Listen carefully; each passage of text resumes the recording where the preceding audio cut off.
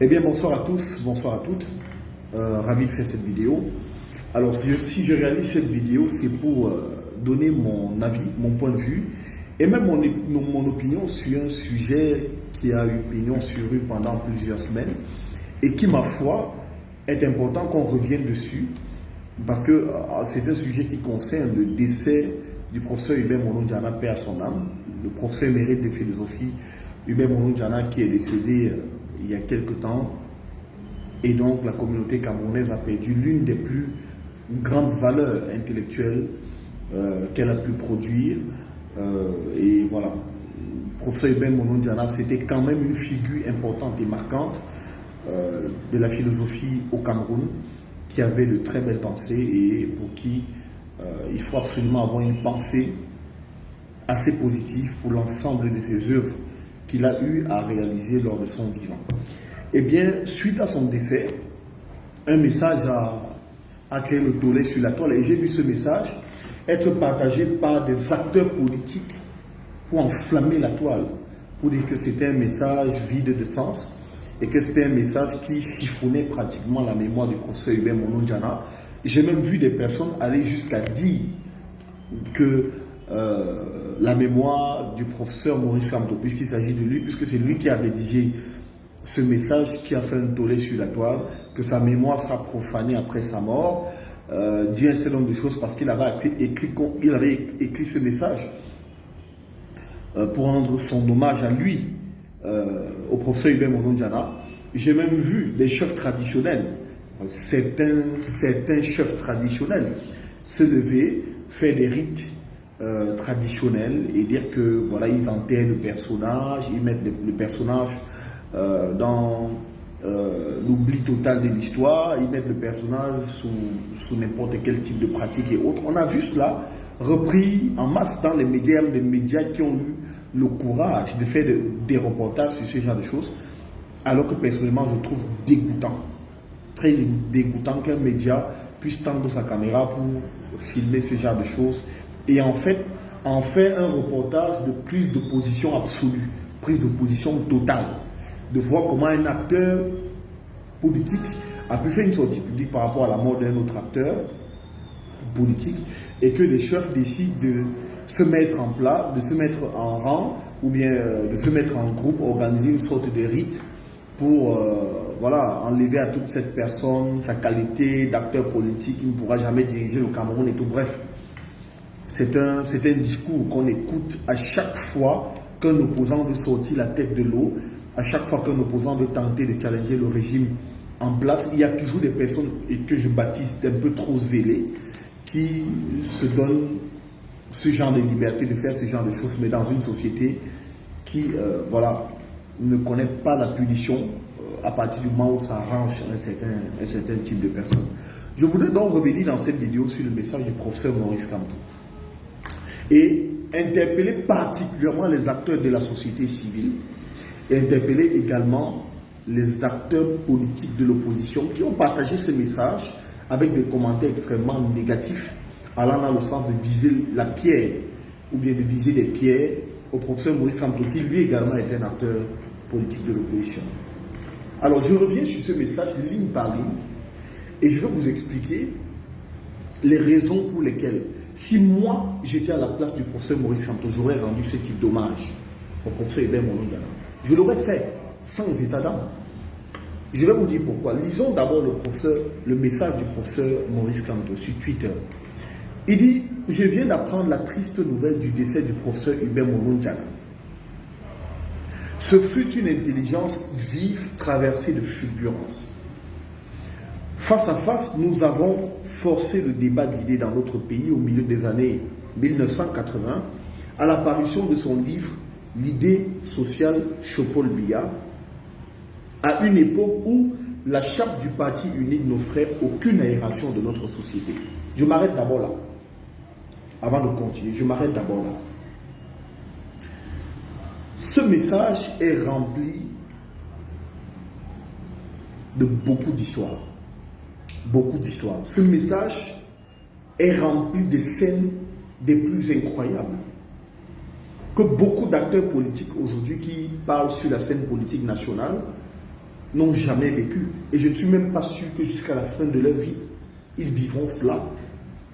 Ce sont des scènes que quand vous vivez, ça vous marque toute une vie.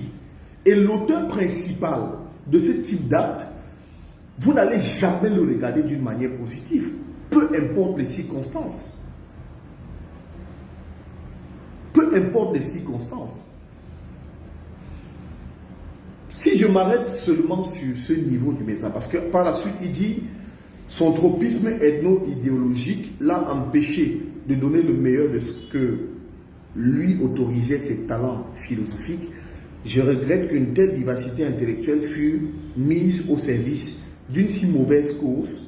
En même temps, je respecte son inlassable effort de pensée, que son âme repose en paix. Alors, si je m'arrête rien qu'au premier paragraphe de ce message, le tout premier paragraphe, où le professeur Camto dit: face à face, nous avons forcé le débat d'idées dans notre pays au milieu des années 1980, à l'apparition de son livre L'idée sociale chez Paul Biya, à une période où la charte du parti unique n'offrait aucune aération de notre société.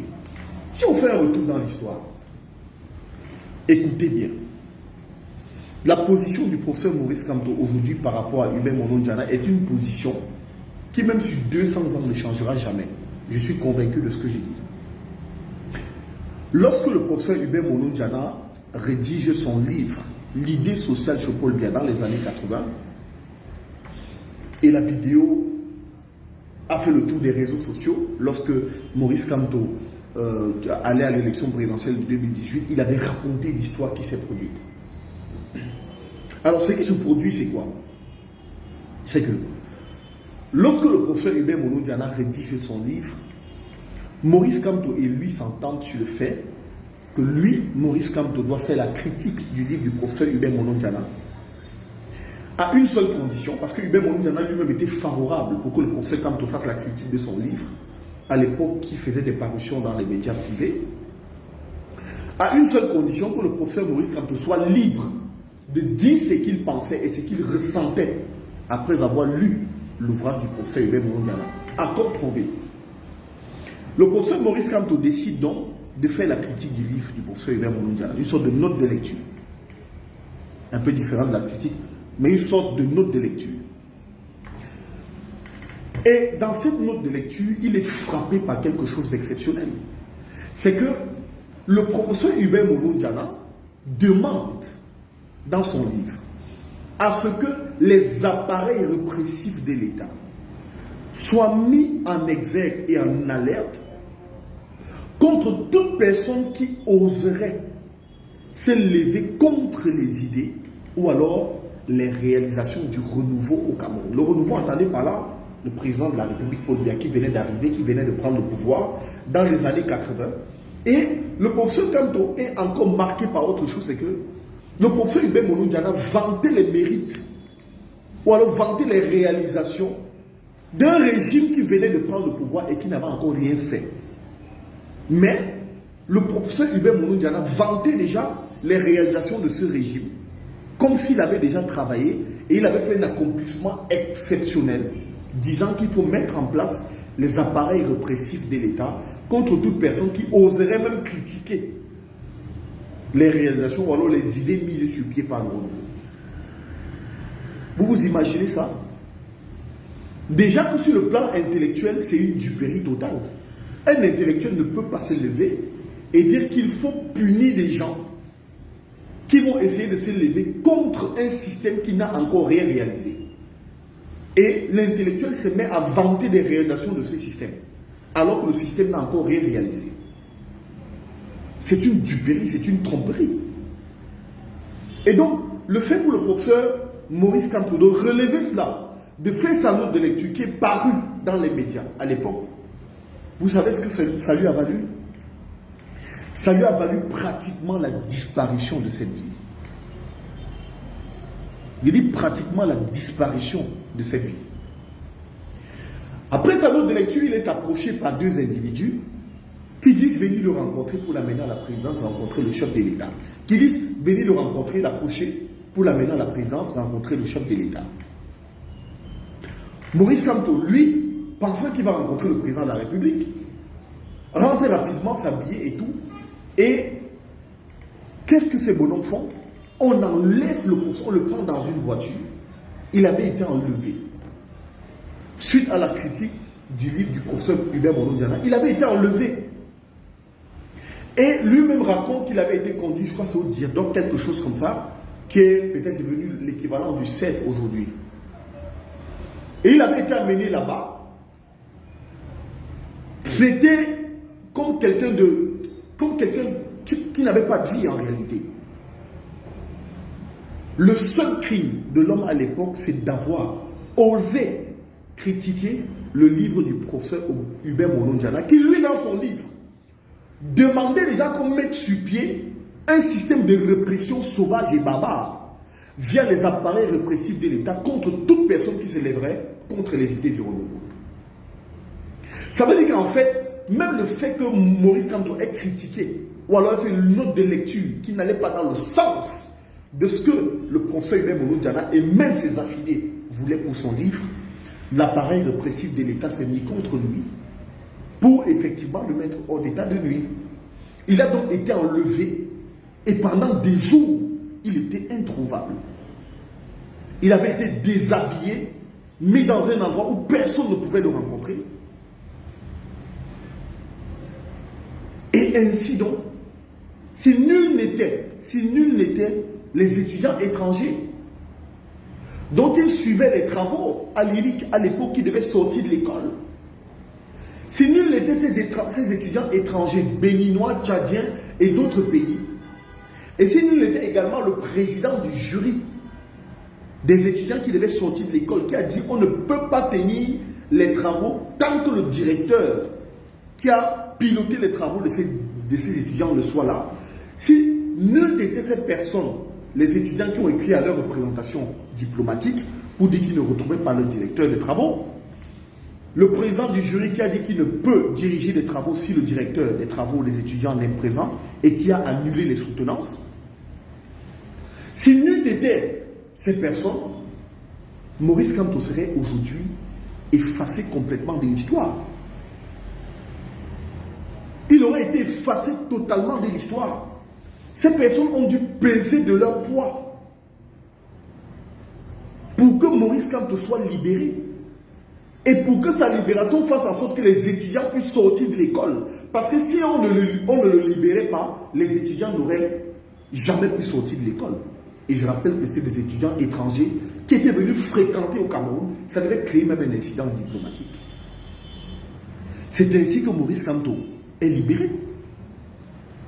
Vient donc conduire les travaux des étudiants pour que les étudiants puissent sortir. Une sorte d'épisode que beaucoup ignorent. Et quand je vois certains opposants aujourd'hui se lever et dire que le message de Maurice Kamto est sauvage, est barbare par rapport à ça, mais vous pensez réellement que moi, même si j'étais à la place de Maurice Kamto, j'aurais rendu un hommage des plus exceptionnels au professeur Hubert Molo-Diana? Mais pas du tout.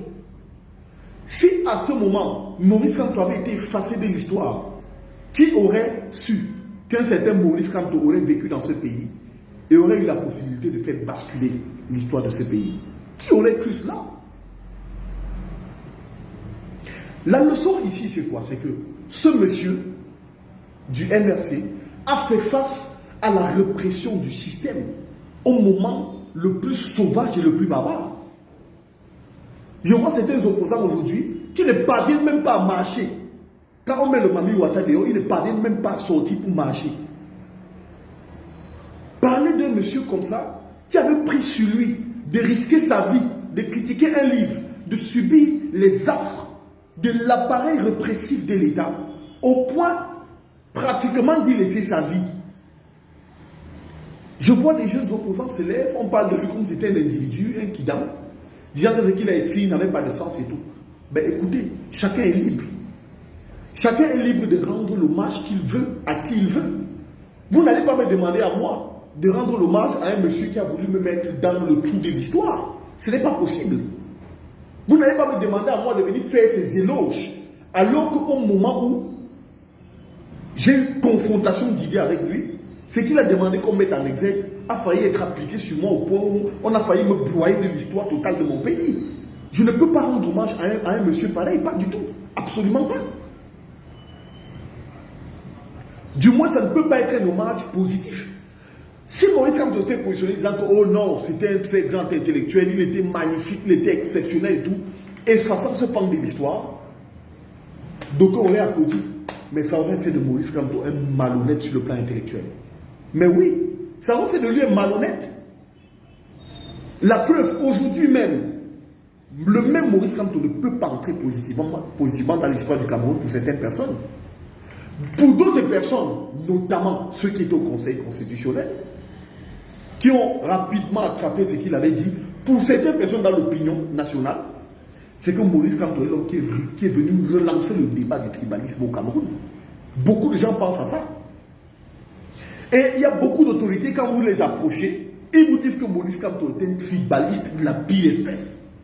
Mais ces gens ne vont jamais émettre de témoignages positifs sur Maurice Kamto quand il disparaîtra. Jamais de la vie. Ne pensez même pas une seule seconde, ils ne pourront pas. Pas pour deux raisons. Parce que ce qu'ils ont vécu, parce qu'ils estiment que ce qu'ils ont vécu avec Maurice Kamto est extrêmement négatif. Et ils seront libres de rendre des hommages positifs ou négatifs à Maurice Kamto. Mais pourquoi voulez-vous que Maurice Kamto, lui, à son tour, rende un hommage, je dis bien c'est un hommage juste contre le professeur Hubert Bono-Diana? Parce que moi, à sa place, j'aurais été terrible. Hein? Moi, à sa place, j'aurais été plus cru, plus dur encore que ces mots. Vous ne pouvez pas théoriser quelque chose qu'on met en exergue contre quelqu'un qui a voulu faire la note de lecture de votre livre normalement. Et vous estimez que cette personne-là doit venir au soir de votre vie parce que vous êtes décédé, vous rendez un hommage positif? Non.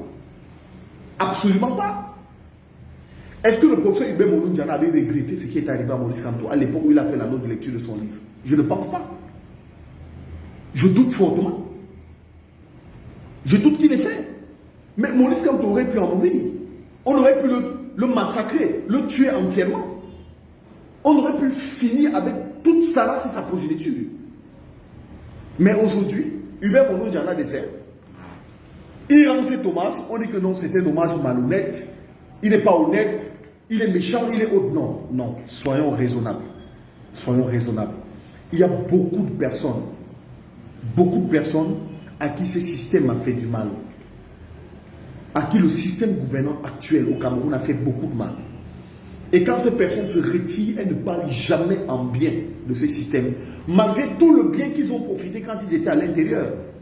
Mais pour peu qu'ils aient vécu des situations négatives, aujourd'hui sont devenus les pires pourfendeurs de ce régime. Et qui ne peuvent plus s'asseoir et parler en bien de ce régime. Absolument pas. Mais on ne doit pas les jeter, on fait avec. C'est leur ressenti. Vous ne pouvez pas enlever ça de leur cœur. C'est normal. C'est logique, c'est naturel. Le contraire, c'est-à-dire que, effectivement, c'est parce qu'on est dans une société de lèche-botte. On est dans une société de cancre. Parce qu'il y a beaucoup d'acteurs politiques, je les vois, ils sont jeunes et tout, mais à peine ils sont jeunes, ils ont déjà sacrifié leur vie sur le plan politique. Prêts à faire tout type de compromis pour pouvoir avoir un peu d'argent. Prêts à faire n'importe quel type de choses pour pouvoir se positionner comme des personnes un peu respectables dans la société, mais qui en réalité, dans le fond, n'ont aucune valeur. Des mecs qui ne parviennent même pas à se mettre en route. Lorsqu'on sort le Mami Wata pour une marche qu'ils ont organisée, ils ne parviennent même pas à se mettre en route pour revendiquer quoi que ce soit. Mais ils se lèvent quand même pour critiquer ce type de message d'un monsieur qui a failli mourir à cause des écrits de la personne à qui il rendait ce témoignage. Mais on veut nous expliquer quand même que enfin, ce monsieur passe pour quelqu'un de pas normal, pas logique, pas cohérent. Mais écoutez. Comme quelqu'un l'a dit, ça devait rester dans le cadre politique essentiellement. Parce que ça, c'est un hommage essentiellement politique. Et ici, le professeur Maurice Kamto est en train de donner une sorte de ressenti. Il ressasse son histoire avec cet homme qu'il a côtoyé, qu'il connaissait, qu'il a côtoyé à un moment de sa vie, et qui, derrière lui, a failli faire en sorte qu'il laisse sa vie. Parce que si Maurice Kamto mourait à cette époque, sa femme et ses enfants n'auraient jamais eu la vie qu'ils ont eue aujourd'hui. des milliers de personnes n'auraient jamais été inspirées par ce monsieur. Le Cameroun n'aurait pas bénéficié de ces substances grises. Absolument pas. Mais parce qu'on est dans une société où il faut être conformiste, il faut toujours parler en bien. Parce qu'on peut t'appeler pour te donner un poste de responsabilité et autres. Il faudrait absolument que ce type d'hommage soit rendu, oui, non, il était quelqu'un de bien, de magnifique et tout. Quelqu'un qui a voulu, quelqu'un avec qui j'ai travaillé, et derrière lui, en bossant avec lui, j'ai failli mourir, je ne peux pas lui rendre un hommage positif, c'est impossible. C'est impossible. Si je lui rends un hommage positif, je suis méchant envers moi-même, ce n'est pas possible. Donc quand on dit non, on ne dirige pas avec la haine et autres, non, écoutez, ce n'est pas de la haine. C'est pas de la haine, c'est prendre des distances. Et je pense que cet hommage du professeur Maurice Kamto est un hommage réel, est un hommage franc. Quand il dit par exemple, je regrette qu'une telle vivacité intellectuelle fût mise au service d'une si mauvaise cause. Mais Hubert Monondiana lui-même, à la fin de sa vie, qu'est-ce qu'il disait? Mais il déplorait le système. Il disait en réalité qu'il a servi le système qui à la fin l'a desservi. C'était ça, Hubert Monondiana. Il était lésé par le système, à qui il a tout donné. Il était l'un des plus grands théoriciens de ce système. Mais au soir de sa vie, qu'est-il devenu? Qu'a-t-on fait de lui? De l'intellectuel qu'il était? Du théoricien qu'il était? On l'a simplement abandonné. On l'a simplement traité comme un damné de la guerre, comme quelqu'un qui n'avait pas de valeur. Cette histoire du professeur Hubert Monondiana avec le secrétaire de la communication du RDPC nous avait été racontée en classe de terminale. Je me souviens toute la classe de terminale au lycée de Mbala 2 à Yaoundé. C'est une histoire qui nous avait été racontée par nos enseignants de philosophie. Du mal-être que le professeur Hubert Monondiana vivait déjà au sein du RDPC. Et comment est-ce qu'on lui avait dit que le fait d'avoir été secrétaire de la communication du RDPC était une erreur et qu'elle ne se répétera plus jamais. Et qu'il avait refusé de se compromettre. On nous a raconté ça depuis la classe de terminale. Imaginez, vous savez combien d'années j'ai eu mon baccalauréat aujourd'hui. Ça fait combien d'années j'ai eu mon baccalauréat? J'ai eu mon baccalauréat, je crois que c'était en 2012, au lycée de Mbala 2. 2012-2022, ça fait 10 ans. 2022-2014, comme on est en train d'arriver, ça fait 12 ans. Ça fait 12 ans, au moins 12 ans que le professeur Hubert Monondiana vivait des situations pareilles. Mais pour cet hommage, on estime qu'on a profané sa mémoire. Alors que les vraies personnes qui ont même profané la mémoire et la vie du professeur Hubert Monondiana sont ceux qui l'a côtoyé au quotidien, sont ceux pour qui il a travaillé, sont ceux au service de qui il a mis toute son intellectuelle, toute son intelligence. Puisqu'il a mis son intelligence au service de ce système. Et à la fin, il est mort en étant frustré par le système qu'il a servi. Donc, arrêtez de mettre vos frustrations sur le professeur Maurice Kamto, qui n'a fait qu'un hommage honnête de ce qu'il a vécu sur cette terre avec le professeur Hubert Monondiana. C'est un hommage normal pour quelqu'un qui a vécu ce type d'histoire, qui a failli être effacé de l'histoire de ce pays à cause du professeur Hubert Monondiana. Il ne pouvait pas lui rendre un hommage des plus positifs. Non, absolument pas. Et vous-même qui critiquez ce message du professeur Kamto, si on fout bien dans vos familles, vous ne rendez pas des hommages